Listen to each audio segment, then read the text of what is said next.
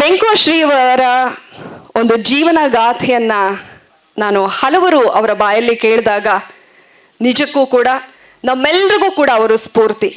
ಥಿಯೇಟರ್ಗಳಲ್ಲಿ ಕೆಲಸ ಮಾಡಿ ಟಿಕೆಟ್ಗಳನ್ನು ಕೊಡ್ತಾ ಒಂದೊಂದು ಸಿನಿಮಾನ 50ರಿಂದ 60 ಬಾರಿ ನೋಡಿ ಅದಾದ ಮೇಲೆ ಅವರೇ ಸಿನಿಮಾ ಪ್ರೊಡ್ಯೂಸರ್ ಆಗ್ತಾರೆ ಅಂತಂದ್ರೆ ಅವರ ಒಳಗಡೆ ಅಂತರಾಳದಲ್ಲಿ ಆ ಒಂದು ಇಚ್ಛಾಶಕ್ತಿ, ಆ ದೃಢ ಸಂಕಲ್ಪ, ಆ ಹಪಹಪಿತನ ಎಷ್ಟು ಮಟ್ಟಿಗಿತ್ತು ಅನ್ನೋದು ನಮಗೆ ಅವರ ಜೀವನ ಗಾಥೆಯನ್ನ ನೋಡಿದಾಗ ಅರ್ಥ ಆಗತ್ತೆ.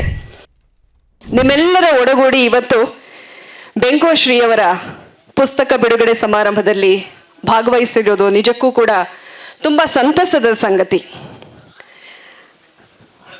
ನೊಣವಿನಕೆರೆ ಮಠಕ್ಕೆ ನಾನು 9 ವರ್ಷಗಳ ಹಿಂದೆ ಹೋಗಿದ್ದೆ. ನೊಣವಿನಕೆರೆ ಮಠದ ಆ ಡಾಕ್ಯುಮೆಂಟ್ರಿಯನ್ನು ಕೂಡ, ಅದರ ಒಂದು ಆ್ಯಂಕರಿಂಗ್ ಅನ್ನು ಕೂಡ ನಾನೇ ಮಾಡಿದ್ದೆ. 9 ವರ್ಷಗಳ ಹಿಂದೆ ನಾವು ಎಲ್ಲರೂ ಅವ್ರನ್ನ ಅಜ್ಜಯ್ಯ ಅಂತ ಪ್ರೀತಿಯಿಂದ ಕರೀತೇವೆ. ಅವರ ಒಂದು ಆಶೀರ್ವಾದ ಸಿಕ್ಕಿತ್ತು. ಅದಾದ ಮೇಲೆ 2ನೇ ಬಾರಿ ಶ್ರೀಗಳ ಆಶೀರ್ವಾದವನ್ನು ಪಡೆಯೋದಕ್ಕೂ ಕೂಡ ಈ ಕಾರ್ಯಕ್ರಮ ನನಗೆ ಸಾಕ್ಷಿಯಾಗಿದ್ದು ನಿಜಕ್ಕೂ ಕೂಡ ಒಂದು ಧನ್ಯತಾ ಭಾವವನ್ನು ನನಗೆ ಕೊಡ್ತಾ ಇದೆ.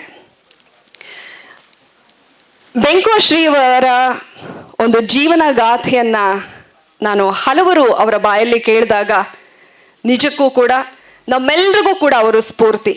ಥಿಯೇಟರ್ಗಳಲ್ಲಿ ಕೆಲಸ ಮಾಡಿ ಟಿಕೆಟ್ಗಳನ್ನು ಕೊಡ್ತಾ ಒಂದೊಂದು ಸಿನಿಮಾನ 50ರಿಂದ 60 ಬಾರಿ ನೋಡಿ ಅದಾದ ಮೇಲೆ ಅವರೇ ಸಿನಿಮಾ ಪ್ರೊಡ್ಯೂಸರ್ ಆಗ್ತಾರೆ ಅಂತಂದ್ರೆ ಅವರ ಒಳಗಡೆ ಅಂತರಾಳದಲ್ಲಿ ಆ ಒಂದು ಇಚ್ಛಾಶಕ್ತಿ, ಆ ದೃಢ ಸಂಕಲ್ಪ, ಆ ಹಪಹಪಿತನ ಎಷ್ಟು ಮಟ್ಟಿಗಿತ್ತು ಅನ್ನೋದು ನಮಗೆ ಅವರ ಜೀವನ ಗಾಥೆಯನ್ನ ನೋಡಿದಾಗ ಅರ್ಥ ಆಗತ್ತೆ.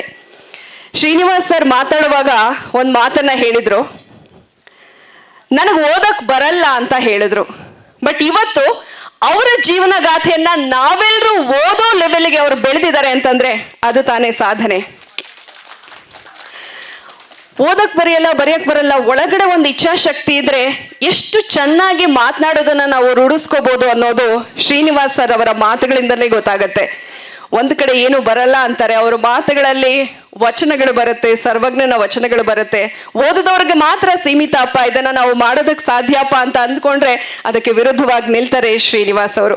ನಿಜವಾಗ್ಲೂ ಅವರೊಳಗೆ ಆ ಹಸಿವು, ಆ ಇಚ್ಛಾಶಕ್ತಿ ಇನ್ನ ಕೂಡ ಮುಗ್ದಿಲ್ಲ. ಎಲ್ಲಿ ಅವರು ಕಳ್ಕೊಂಡಿದ್ದಾರೋ ಅಲ್ಲೇ ಅವರು ಹುಡುಕ್ತಾ ಇದ್ದಾರೆ.